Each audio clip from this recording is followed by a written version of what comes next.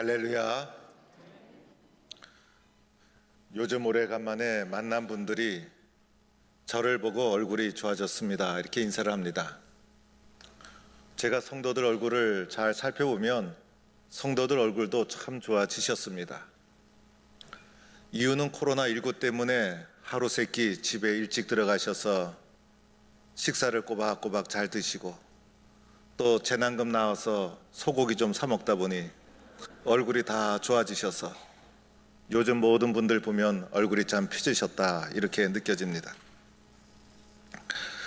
지난주 중에 6.25 70주년을 맞이했었습니다. 6.25 70주년 기념 행사로 전사자 유해를 발굴해서 가족 품으로 돌려보내는 행사가 있었습니다. 저는 이 장면을 보면서 가슴이 뭉클했습니다. 과학의 발달로 전사자 유해를 발굴해서 가족 확인을 하시고 가족의 품으로 돌려보내게 된 것입니다. 이들 대부분 상황을 보면 일병, 이병, 상병, 최전선에서 군인으로서 사명을 감당하다가 빚도 없이 이름도 없이 전사한 자들이었습니다. 이들을 유해가 귀환하는 그 행사의 제목이 영웅에게라는 제목이었습니다. 이들이야말로 진정한 영웅이라 할 수가 있습니다. 국가를 위해서, 보다 높은 가치를 위해서 자신을 희생한 사람들, 영웅이라 할 수 있습니다. 나라를 위해서 전쟁터에 나가서 희생한 이분들 영웅이었습니다. 지난 코로나19가 한창 기승을 부릴 때 대구에 달려가서 봉사하고 헌신한 분들, 이 시대의 영웅이라 할 수가 있습니다. 위급한 사람을 구하기 위해서 자신의 몸을 던져 구원해 주는 사람, 영웅이라 할 수가 있습니다. 중요한 경기에서 결승골을 얻고 말로 홀몸을 친 선수, 영웅이라 할 수가 있습니다. 그뿐만 아니라 우리의 부모님과 어머님, 아버님, 영웅이라 할 수가 있습니다. 신앙 성장 과정에서 우리의 신앙을 인도해 주었던 교회학교 교사, 장로님, 권사님, 집사님, 믿음의 본을 보여주셨던 신앙의 선배들, 말씀을 전해주셨던 목사님들, 우리에게는 영웅이었습니다. 그뿐이 아니라 지금 저와 여러분도 영웅인 것입니다. 하나님은 여러분의 마음속에 영웅 DNA를 심어주시고 여러분이 영웅으로 살아가기를 원하시는 것입니다. 이것을 감추고 이것을 숨겨서는 안 되는 것입니다. 세상에 살면서 주님이 숨겨 챙겨준 영웅 DNA가 망가지고 상처받고 손상받아 우리는 세상 속에서 무기력하게 살아가고 있는데, 하나님이 심겨진 영웅 DNA를 깨워야 합니다. 다시 일으켜 세워야 합니다. 성경에 보면 수많은 영웅 스토리가 전개되고 있는데 그 중에 빼놓을 수 없는 사람이 오늘 본문 시편 23편을 지은 다윗이라 할 수가 있습니다. 오늘 말씀은 다윗에 대해서 잠깐 말씀을 드리도록 합니다. 다윗은 평범한 가정에서 태어납니다. 금수저 가문에서 많은 것을 가지고 태어남은 사람이 아니라 아주 평범한 가정에서 많은 형제들 가운데 8째 막내로 태어납니다. 형들에게 치여서 아무것도 할 수가 없었습니다. 형들의 심부름만 하는 작고 작은 아이가 다윗이었습니다. 다윗은 형들을 대신해서 양을 치는 목동의 역할을 감당합니다. 양을 끌고 나가 하루 종일 양을 돌보고 양을 지키고 양을 인도하고, 이것이 다윗의 어릴 적 삶의 전부였습니다. 보잘것없는 다윗, 아무것도 내세울 것 없는 다윗을 하나님이 사용해 주셨다는 것입니다. 우리들은 지금 내가 가지고 있는 것만 집중해서 볼 때가 있습니다. 그러면서 이렇게 생각합니다. 내가 좀 더 많은 것을 가지고 태어났더라면, 내가 좀 더 많은 것을 가지고 있었더라면, 내가 좀 더 많은 것을 배웠더라면, 항상 부족함을 생각하고 우리들은 가진 것이 별로 없다고 생각을 합니다. 그러나 하나님이 사용해 주신 다윗, 성경의 대부분 영웅들은 작은 사람이었습니다. 보잘것없는 사람이었고 다윗 또한 그러한 사람이었습니다. 이 다윗을 하나님이 사용해 주신 것입니다. 어느 날 다윗이 아버지의 심부름으로 형들에게 음식을 가져다 주기 위해서 전쟁터에 나갔습니다. 그 전쟁터에서 블레셋의 골리앗을 보게 됩니다. 골리앗은 싸움의 전문가였고 싸움을 도두는 자였습니다. 골리앗 앞에서 형들이 속한 이스라엘 군대는 두려움에 벌벌 떨고 있었고 이스라엘은 블레셋 군대에 밀리고 있는 상황이었습니다. 누가 이스라엘 군대를 구원해 줄 수 있을까? 누가 이 전쟁에서 승리를 이끌어낼 수 있을까? 이때 소년 다윗이 나서게 됩니다. 소년 다윗은 하나도 두렵지가 않았습니다. 골리앗을 향해서 만군의 여호와의 이름, 하나님의 이름으로 내게 나아가노라. 그가 양을 치면서 즐겨 사용했던 물맷돌을 힘차게 돌리면서 골리앗을 향해 던지게 됩니다. 이 물맷돌이 골리앗의 이마에 적중하게 되면서 적군의 거인 장수 골리앗을 쓰러뜨립니다. 다윗이 이스라엘 민족을 극적으로 위기에서 승리로 이끌어내는 역사의 영웅으로 등장하는 계기가 됩니다.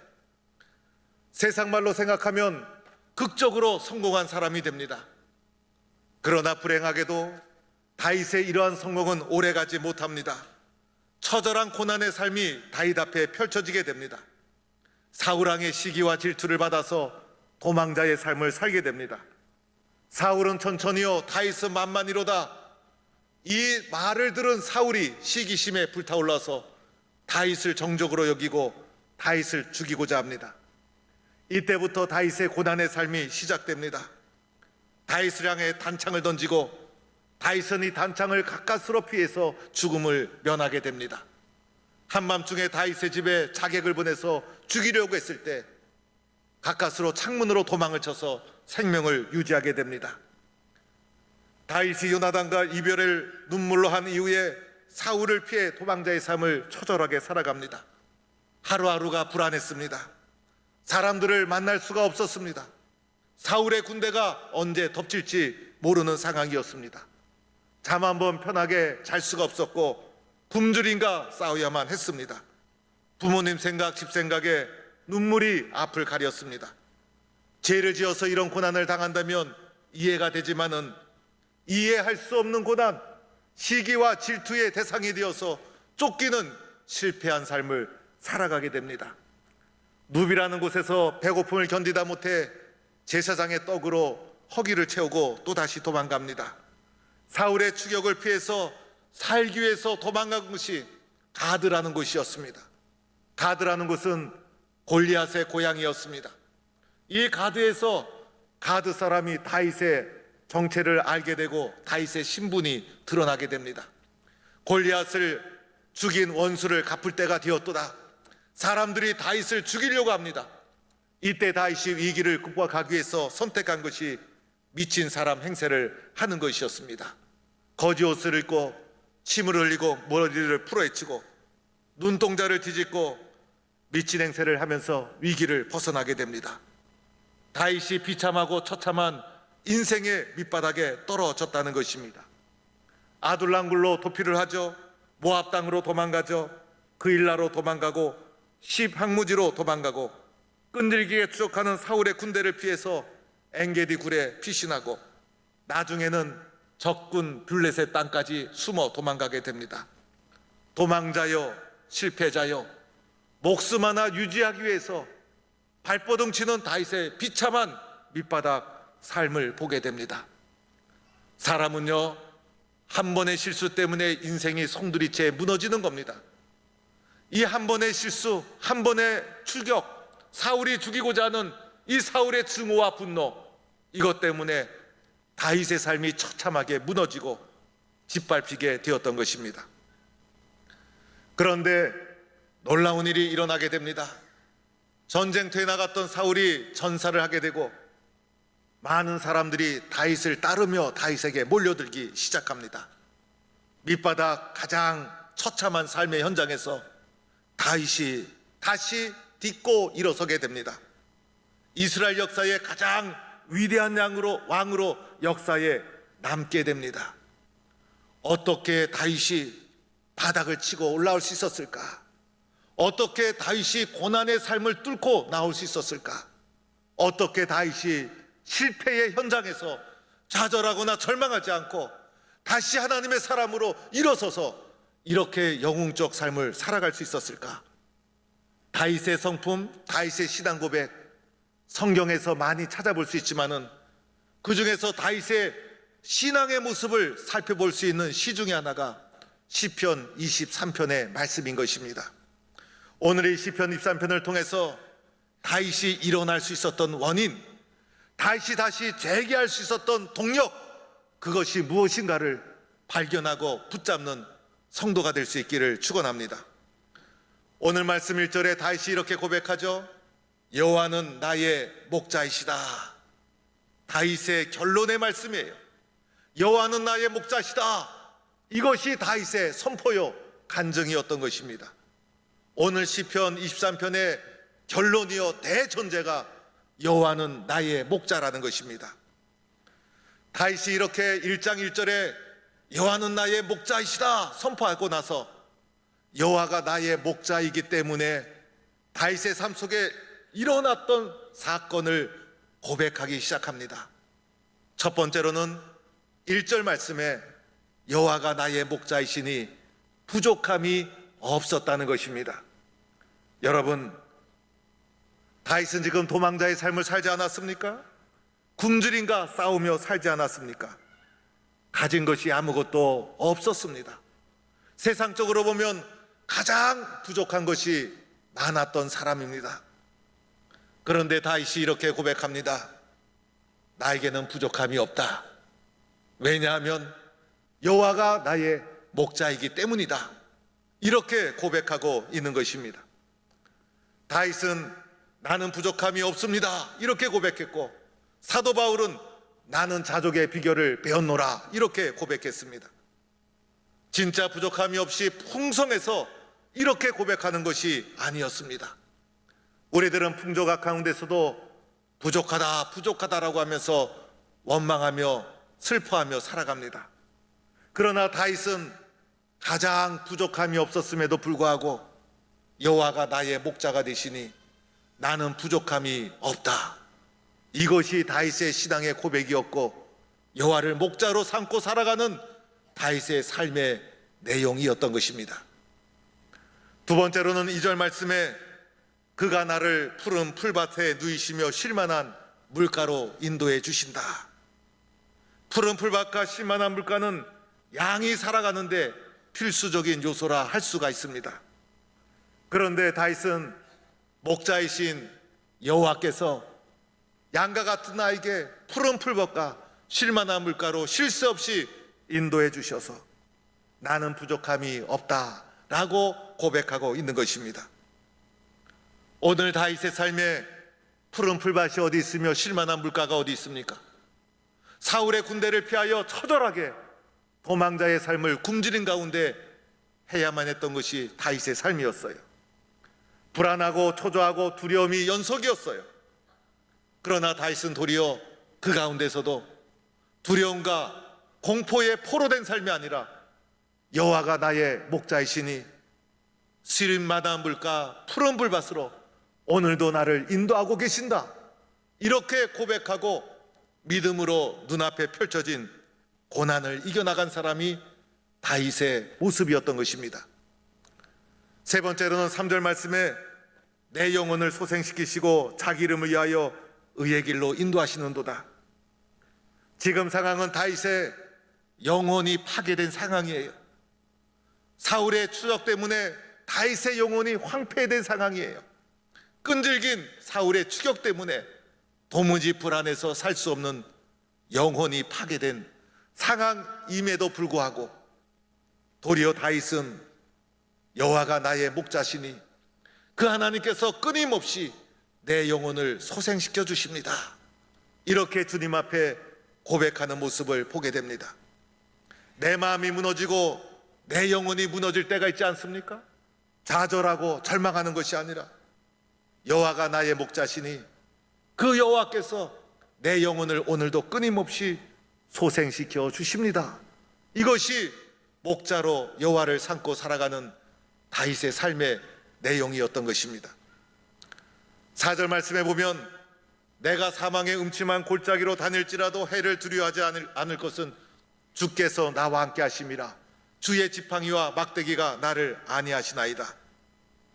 오늘 다윗이 처한 상황이 사망의 음침한 골짜기를 걸어가는 상황이었어요. 사울의 군대가 다윗을 잡기 위해서 끊임없이 추격하는 사망의 그림자가 떠나지 않는 상황이었어요. 그러나 그러함에도 불구하고 선한 목자이신 하나님이 나와 함께 하시니 두려워하지 않았습니다. 주님의 지팡이와 막대기가 나를 지켜주심을 믿었던 것입니다. 이렇게 하나님 의지해서 믿음으로 이겨나간 자가 다윗이었고, 여호와를 나의 목자로 삼는 다윗의 삶의 내용이 이러하였다는 것입니다. 5절에는 이렇게 말씀하시죠. 주께서 내 원수의 목전에서 내게 상을 차려주시니 기름을 내 머리에 부으셨으니 내 잔이 넘치나이다. 나를 죽이려는 수많은 원수들이 달려올지라도 그 원수들이 도리어 쓰러지고 망하게 되고, 원수의 목전에서 나를 일으켜 나에게 상을 주시고 나를 귀하고 아름답게 세워주신다. 그리하여 마침내 내 잔이 넘친다.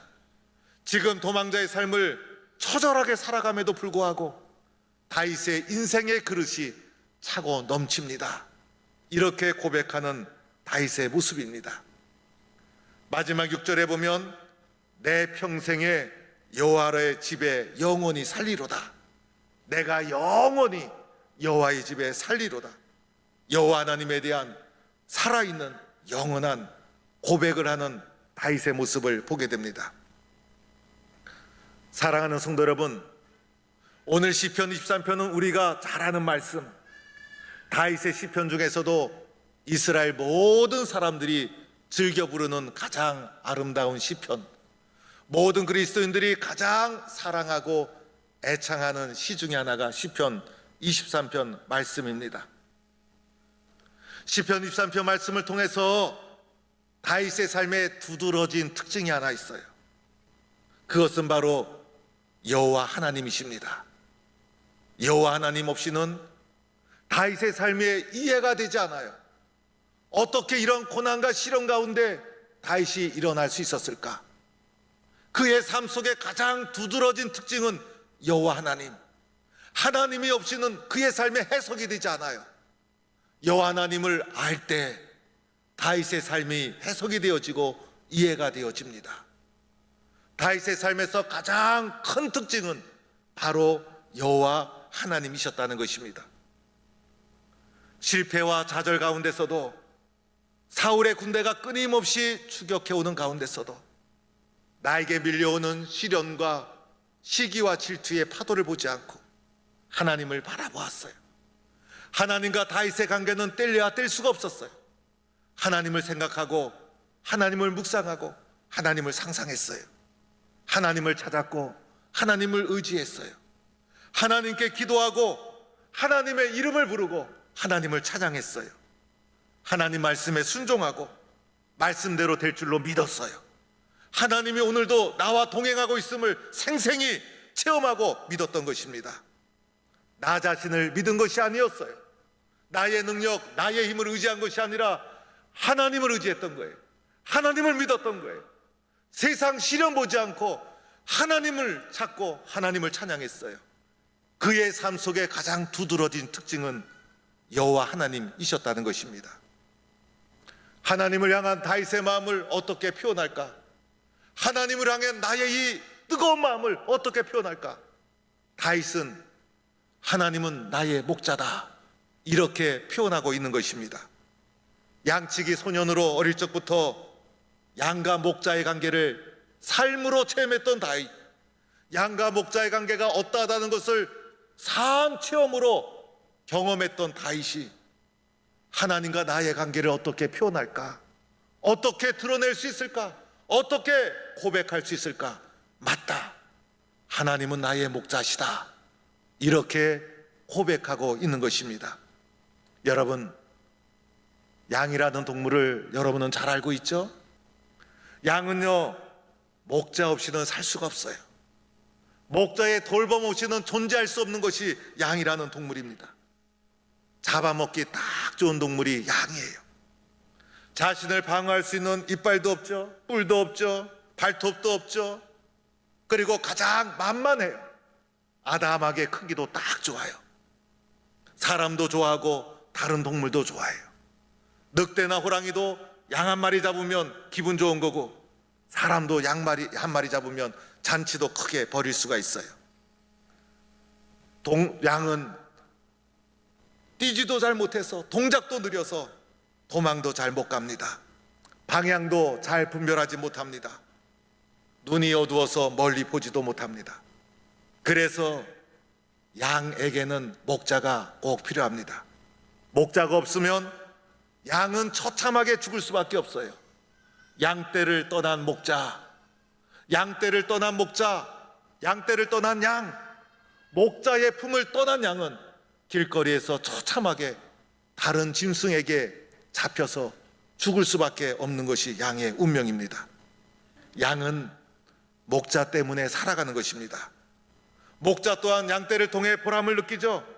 그래서 목자는 늘 나 없이는 살 수 없는 양떼를 바라보면서 자기 자식처럼 양떼를 살피고 양떼를 위해서 자신의 온몸을 바칩니다.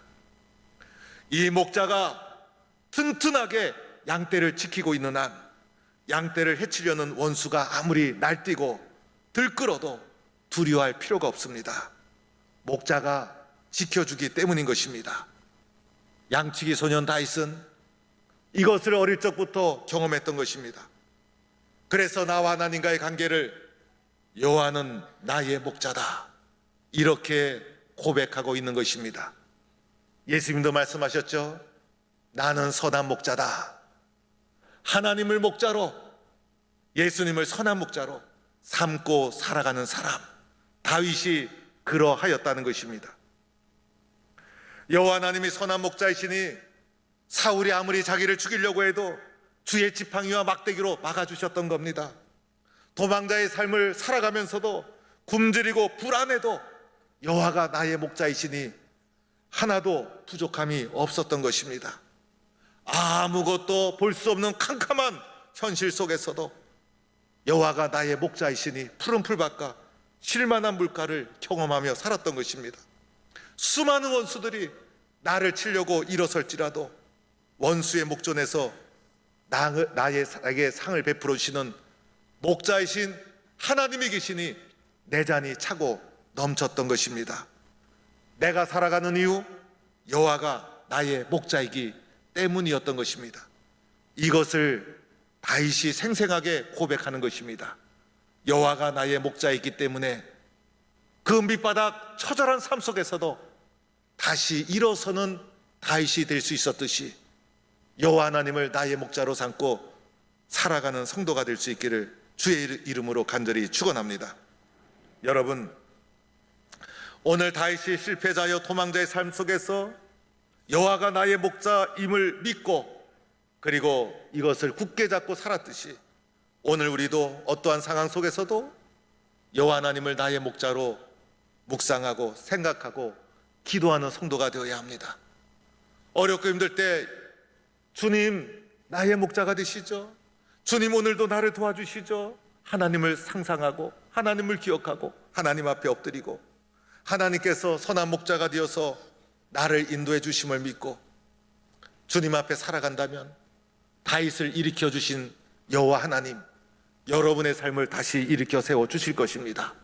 세상의 어려움을 넘어서게 만들어 주실 것이고 여러분 속에 심겨진 영웅을 다시 깨우실 것입니다. 하나님의 진정한 영웅으로 우리는 살아갈 수 있게 될 것입니다. 오늘 우리는 다윗의 모습을 보면서 마음속 깊이 다시 한번 다짐하고 다짐해야 합니다. 여호와 하나님이 나의 목자이십니다. 여호와 하나님이 나의 목자이십니다. 이 고백이 저와 여러분의 고백이 되기를 주의 이름으로 간절히 축원합니다.